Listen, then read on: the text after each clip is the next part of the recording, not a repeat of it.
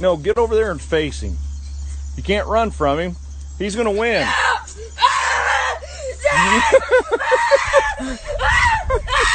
Yeah, win it!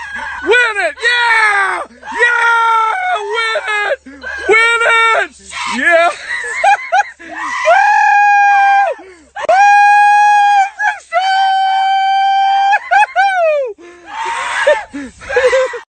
Yes, people, welcome back into the channel. How are you doing? This is another upload on United Spurs of America. I'm Jacob, as you know. Or if you don't know, hit a like, hit a subscribe, or don't. It's really up to you.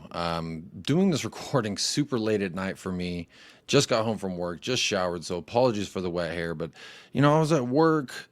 I didn't get a chance to go live today or do an upload, so I was really doing a lot of thinking. And yeah, I really just started thinking, what does Tottenham mean to me? And, you know, I was really thinking that there was some things that I wanted to share. So first and foremost, off the top, just want to let you know, this is going to be a little bit of a more serious tone because I'm speaking about something that is near and dear to my heart, which is Tottenham Hotspur. I mean, yes, I do speak about them every single day, typically, but I wanted to share some reasons because, you know, there's a lot of heat that I get as an American, as a Tottenham fan, as an AINT supporter. Some people say AINT this or that. You know, I've been called every name under the sun in regards to AINT, and I'm fine with a lot of it because honestly, it doesn't bother me because Tottenham means more to me than someone's opinion of me or my opinion of Tottenham. So, yeah, I just wanted to do this video real quick because as an American Tottenham fan, I thought that, you know, maybe others out there who have similar, you know, emotional ties to a football club, maybe they'll feel less ridiculed sometimes. Or I really don't know what the intention of is doing this other than to really share what Tottenham means to me. So I really don't know where to begin. I didn't really have a plan for this video. I just more or less just had an idea, which was to speak from the heart and to really speak on what Tottenham means to me. You know, throughout my life, really, you know, competitive sport has been such a integral part of not only things that I've done, but friendships I've made, loves I've had, and other things of that nature. So to me, sports, first of all, been near and dear to my heart, and football, soccer, whatever you want to call it. You know, I played it for upwards of 20 years. So I always loved the game, always loved the sport. But as an American, you don't really get the full dose. You're not immersed. You're not born supporting a club, especially when it comes to the English Premier League. And then you've got the Serie A, which was big when I was growing up because you had all your stars over there. La Liga has always been pretty popular, but for me, you know, the U.S. men's national team really gave me something to be proud of because I always kind of thought we were a joke in the grand scheme of things. And what we did in a lot of those run-ins in the World Cup with Landon Donovan, Tim Howard, Clint Dempsey, remember that name. But these are, you know, things that got me real proud to be, first of all, a supporter of the sport, a player of the sport, and an American. And those are things that are seldom that I feel, especially with the last one. So, you know, Clint Dempsey really being from Nacogdoches, Texas, being from, you know, the same state that I was born and bred in, it just kind of resonated with me. So I started looking into him. Where is he playing? What is he doing? He's in the English Premier League. He plays for a club called Fulham. Okay. And I don't know what a Fulham is. At first, I thought it was a full ham. I said, what's a full ham? Is it a half ham? It's a very bad joke. It's really late at night, so I apologize for my really horrible humor. However, you know, I'm like, well, I don't even know what this team is. I don't really understand at that moment. Like, you know, the International, the Europa, Champions League, Premier League, FA Cup, Carabao Cup, all these different competitions I really didn't keep up with, and it was really convoluted and confusing for me without anyone explaining it. And you know, I just wanted something to support, first of all, that I felt a connection to. I wanted a club to support that, because I mean, again, it's entertainment, and we all watch for different various reasons. And for me, at various reasons in my life, Tottenham have always been there. Tottenham have been there, through the ups, the downs, the lefts, the rights, the whatever turns you want to call them. Tottenham have been there, and their matches have been there, and the results have always been the greatest. But it's almost as if Tottenham fluctuates with my life. I'll be completely honest, and I'll tell you why in just a little bit. But so Clint Dempsey signs for Tottenham, around $9 million US, makes him a big deal, the highest paid US soccer player ever, I think it was at the time. Then you've got Gareth Bale there, so it's just like wow. And I'll never forget. Excuse me.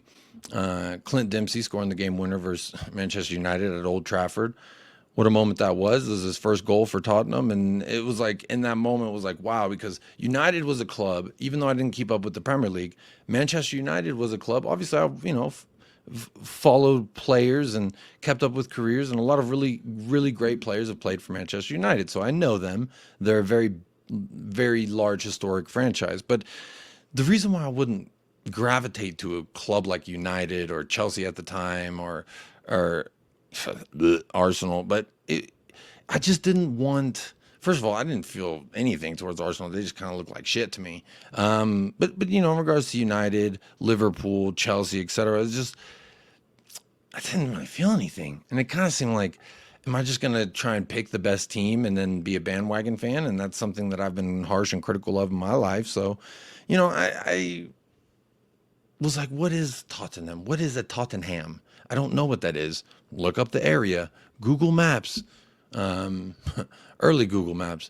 And, I started learning about the area, learning about I'm a nerd for geography and that kind of thing. If you've seen any of my live streams, which shout out to anyone who has, like Tamworth, I don't know where the hell that was. So I Google it, look at things around it. So, but back to Tottenham. It was in that moment, really, where I was like, you know what? I think this is it. This felt like really special. It was his first goal, and it was a really special moment, and it was really nice. And in that moment, I was a few years removed from losing my mother. She passed away from lung cancer at the age of 50. I was 20, turning 21, so 2011. So not the greatest of places. And, it was like feeling joy, feeling a connection, feeling something greater than yourself. It was really, really something special. So carrying on from that moment, I would say probably 2015, 16, which ironically is when Tottenham with Pochettino, we challenged for the league. Which was a fantastic year as a fan for a lot of different reasons. But on a human level, it was probably my worst year ever. One of the darkest, most depressing times I've ever had as a human, as a grown adult. I guess an amalgamation of problems I really didn't look at or think about or talk about. And, thank God for my wife, because she's really been the person. I met her in 2017, so about 2 years after this. And really, she's the one that helped me get through, and I'm still working on and still, trying to be better in all facets of life, but especially in the mental side. Mental health is a huge thing, especially for men, husbands, fathers, and it's one of those things for me. Like, yeah, you got to take care of your mentals. And in 2015-16, when we were doing arguably the best we've ever done in the Premier League, at least since I've been a fan, it was it was ironic, and it was one of the only things I was hanging on. That my dog Lulu at the time. Shout out, R.I.P. Lulu. Excuse me. So, I'll never forget being all alone, my grumpy little apartment, little bachelor pad, alone, sad, swiping right on Tinder till there's no one left in my area to swipe. Sad times, and Tottenham was one of those things that was there for me. So it started to become very ingratiated in my life. And the last, I don't know if it'll ever really be the last, but the most difficult thing after that, Tottenham was there for me again. And I'm going to be about 10, 11 minutes in. So I figure all of the people who aren't going to watch are probably clicked off by now. So if you are still watching, I'm assuming you're a fan of the channel. So I feel pretty comfortable sharing this information with you. And, if you're new and this is the first time you're hearing me talk about this, I encourage you to go see some of my more lighthearted stuff where I'm not so serious. Because the next bit, I don't even know if I don't even know if I'm emotionally over it. I'll put it that way. Because for me, becoming a father during lockdown was probably, for a lot of reasons, one of the more stressful things in my life. And I'm going to tell you why this is related to Tottenham. Because many people who know me or have seen my most watched video where I'm publicly calling out someone for taking the piss out of me and my son know that my son was born with a disability. So my son was born with a disability, but it wasn't a smooth birth. So July 5th, my wife is having some complications. So we go to the hospital and they say, without giving too much detail, she was going through preeclampsia. And then she developed a blood palate thing called HELP syndrome. I don't know if that makes sense to anybody, but basically, they needed to do an emergency C-section. And they said if they didn't do it then,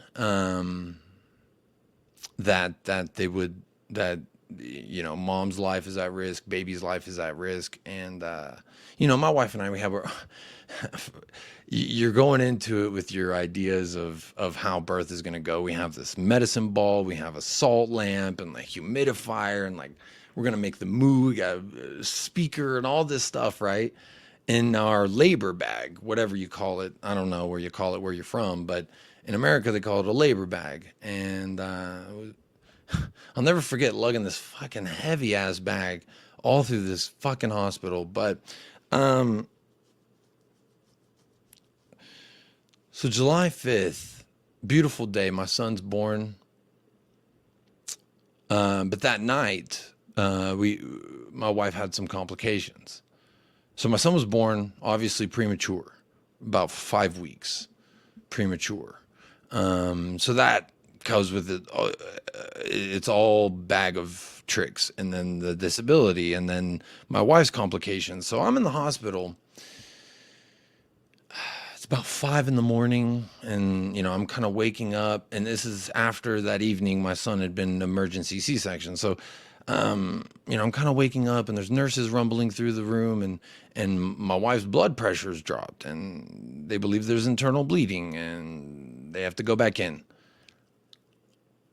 And as a man,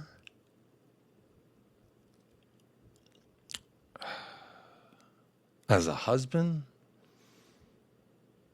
watching your wife get wheeled away in that hospital bed for emergency internal bleeding is not a it's not a fun, not something I recommend. It's not a I like to use humor for shit like this because it doesn't feel good thinking about that. However,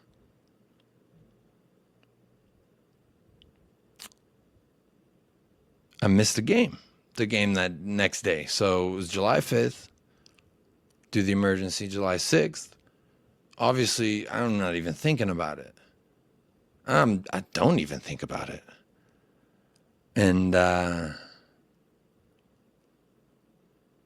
next few days are kind of a blur. We're in the hospital. We're facing all types of things. My wife is in ICU. There's COVID, so I can't go into ICU, which technically, I guess at that time they were saying is a good thing, because if I was allowed in ICU, that means it was life or death. And she was recovering from her second surgery, and I'll never forget. It was this weird in between period where we didn't have a room. My wife's in ICU for 2-3 days, somewhere around there, maybe 4. My son's in NICU because he's on oxygen and a feeding tube. So there I am, somewhere in between all of it. And all there was for me was a waiting room with chairs, and I slept in them shits for 2 nights. And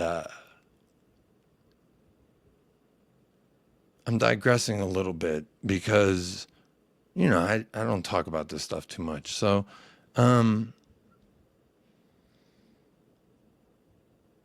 yeah, it was one of the most difficult times in my life as well. Going through that. Being unsure what's going on with my wife, unsure what's going on with my son.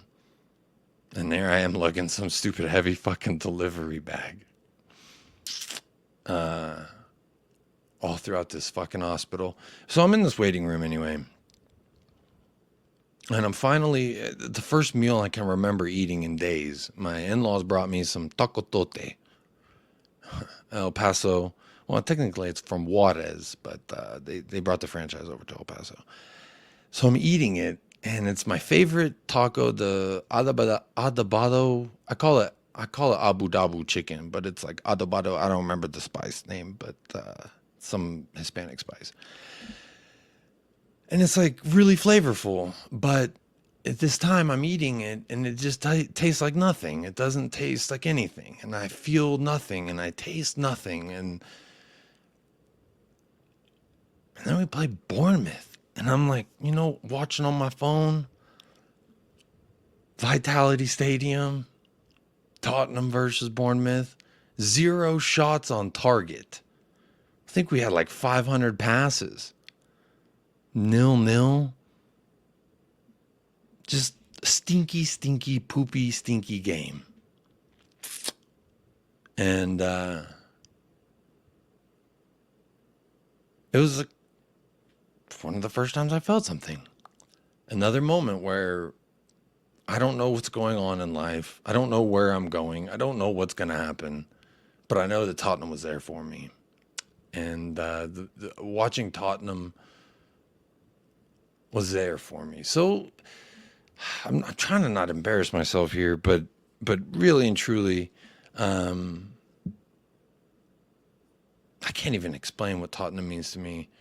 We spent 2 weeks in the hospital after my son was born. My son was discharged the day after we beat Arsenal 2-1. Sonny Jan Vertonghen, I think, or Alderweireld, I can't remember.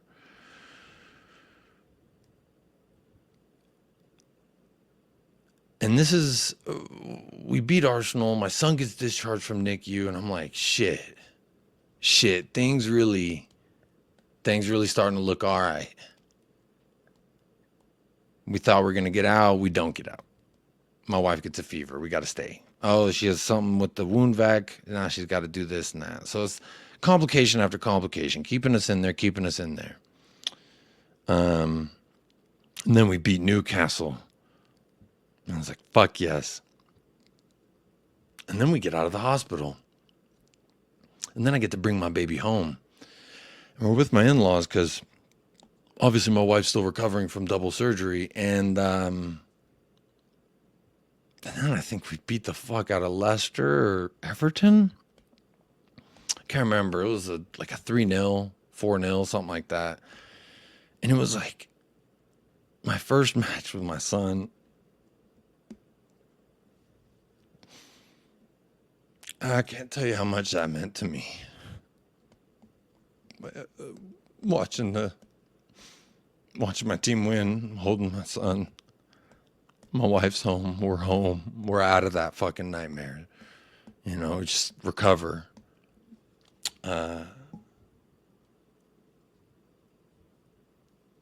So I say all this to end it with this thought. Don't ever think that you know fully someone's attachment or someone's feelings towards something or the way that someone perceives something, how minuscule, major, whatever it may be. Regardless, like, you never know what someone's going through. You never know what something means to somebody. Just because this is the word I wanted to start the stream off with, and it sucks 20-some minutes in, I just thought of it, was relative. Because fandom is relative. Being a supporter of Tottenham is relative. Like how much you support, how the scale of support rises or lowers, it's all relative to the individual. So by saying that, you know, I find it weird when fans try and tell other fans that they're not good fans because they support Ainge, because they think Sonny's not cooked, because they think this or they think that. I have a comment here pulled up from a certain piece of shit that says, fans talking about a stadium they've never been to in a country they've never visited. That's me, by the way. A fan talking about a stadium because I was saying that the whole stadium was singing Ainge Postecoglou songs, so clearly they felt differently than the people online. Well, the people online said, oh, well, this fan talking about a stadium that they've never been to in a country they've never visited. Like it's some kind of stick to beat me with, as if Tottenham means something not like what it means to me because I ain't been there. Sorry I ain't got that kind of money yet. And I say yet because I'll be there. I'll be there. But I never want to be that guy that says, you are the problem. And I've said it a few times and I've hated it because I get really upset and emotional and I defend Tottenham because I feel so emotionally attached. It's a part of me. And I say things and I react emotionally and I react defensively because I love this club. And